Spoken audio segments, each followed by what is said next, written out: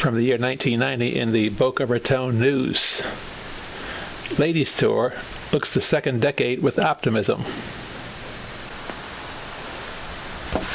The Ladies Professional Bowlers Tour, celebrating its 10th anniversary this season, is sometimes a hard act to sell to corporate America.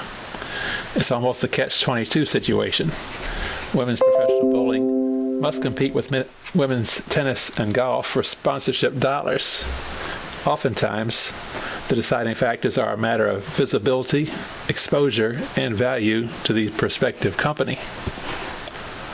We keep knocking on doors, LPBT President John Falzone said, and some slam it in our face, but we keep knocking.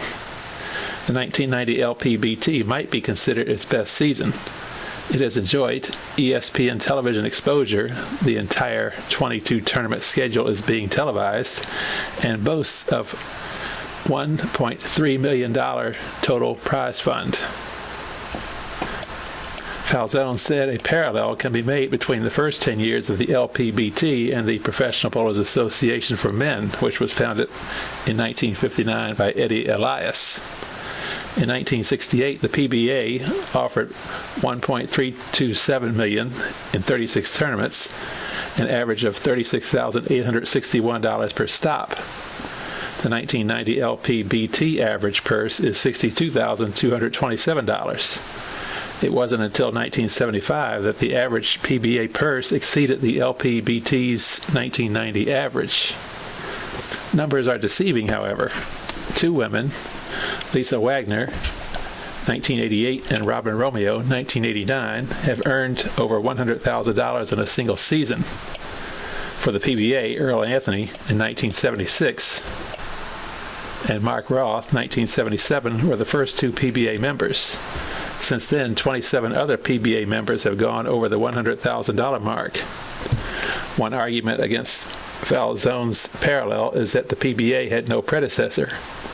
Women's professional bowling has been in existence since 1961, starting with the Professional Women's Bowling Association. The WPBA, formerly based in Chicago, was owned by the Lady Professionals. It lasted for 20 seasons, reaching its peak during the 1970s.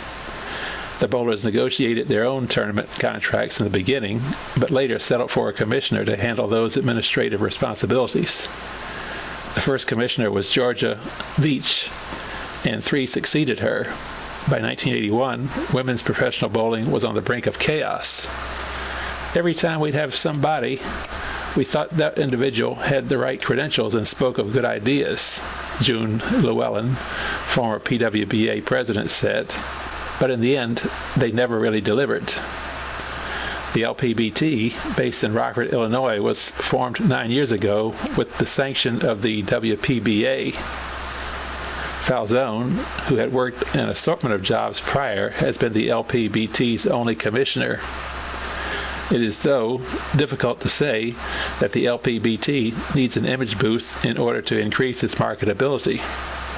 Women's sports have gained greater acceptance in the last decade, but that doesn't help the entire bowling industry. It is experiencing a major economic decline. I think it's a self-built factor that people have made up. I think the problem is that they, the critics, think the LPBT does have an image problem, Falzone said. I say the problem in bowling is not image. Our industry has never created superstars. Earl Anthony is the greatest bowler I ever saw, and it took him 20 years to earn $1 billion. Our problem is also corporate involvement.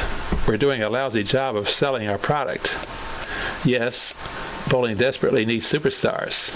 Even for the LPBT, few recognize established standouts like Leanne Barrett, Tish Johnson, Alita Sill, or Wagner outside of the bowling community. The women don't get the recognition that men get, Llewellyn said, nor the exposure the men get from network television. I've said that for years. It has been a bumpy road during the LPBT's first decade.